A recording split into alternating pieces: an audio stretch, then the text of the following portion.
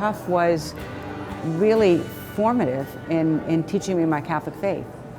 And wonderfully enough, it really came through the friendship with the founders of Cuff, Lyman and Madeline Stebbins, which goes to show how much the witness of a faith really lived matters. Cuff has been a very faithful instrument in the hands of the Holy Spirit, it sure seems, and you know them by their fruits.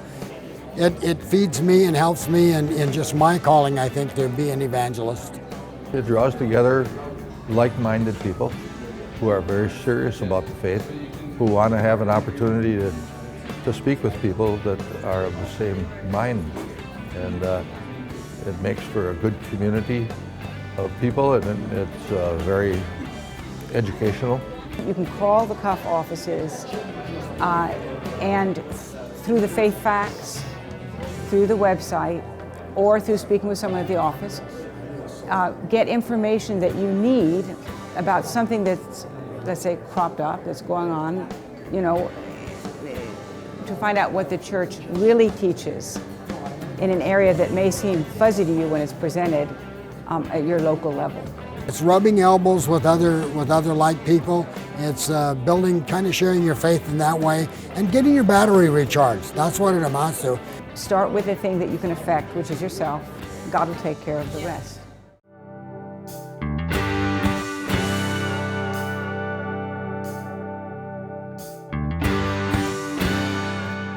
I think Cuff answered a call in the early days of defending the faith.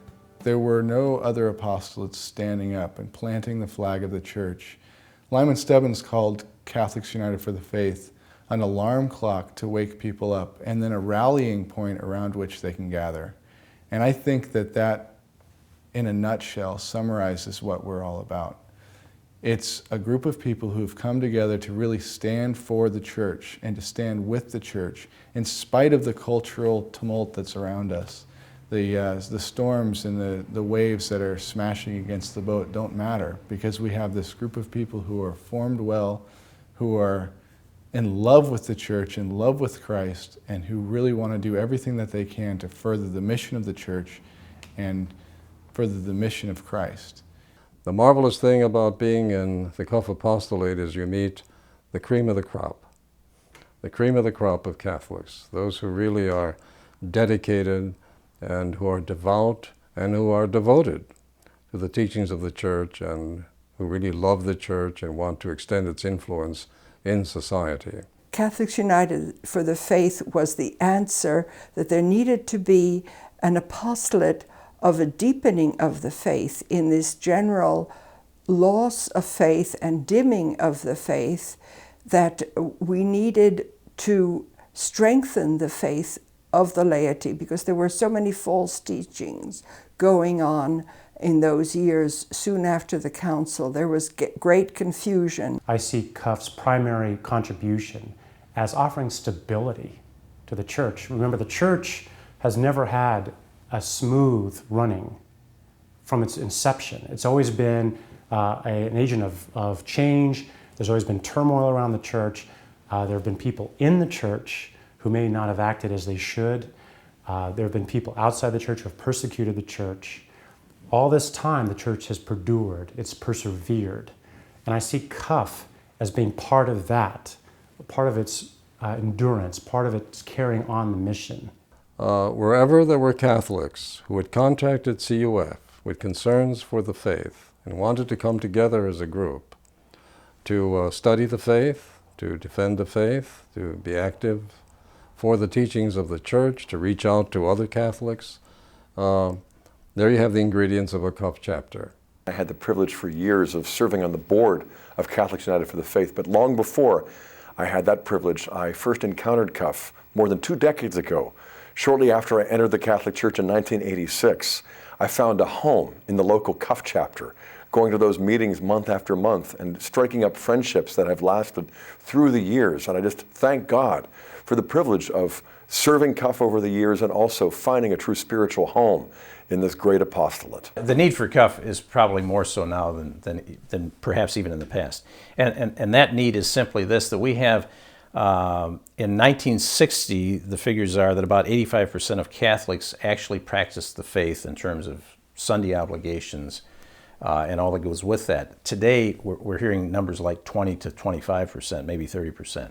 From my experience, CUF is important today because it's a tremendously challenging task to remain a strong and fervent Catholic in today's world. It's really easy to become lukewarm. It's easy to feel like you're alone.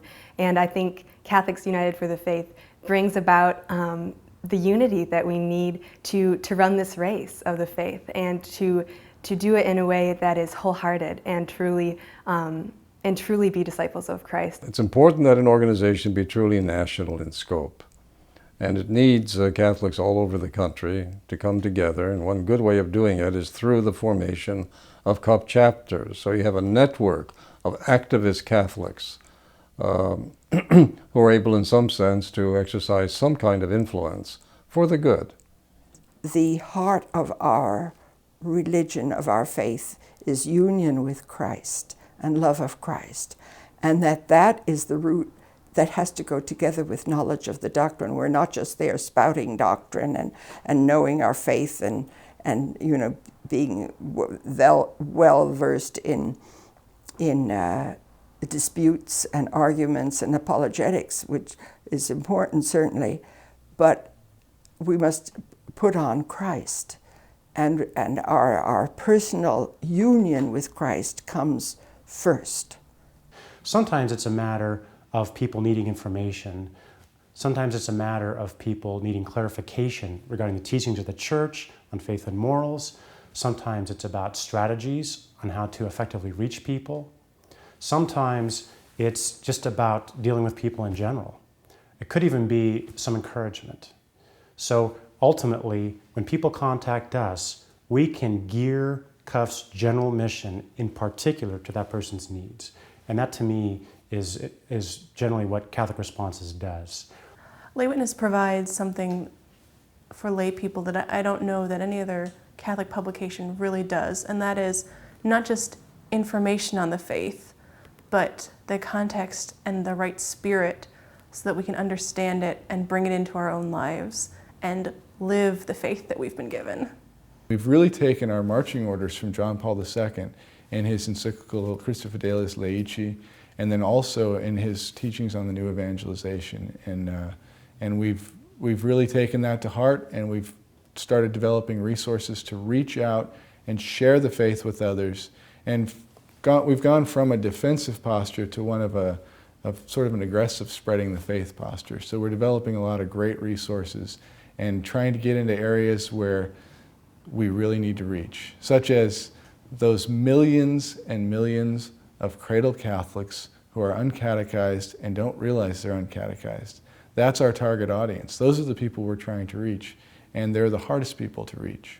And so we're really doing our best to develop resources, studies of the Catechism, Bible studies, other lay formational materials to be able to get out there and reach those people.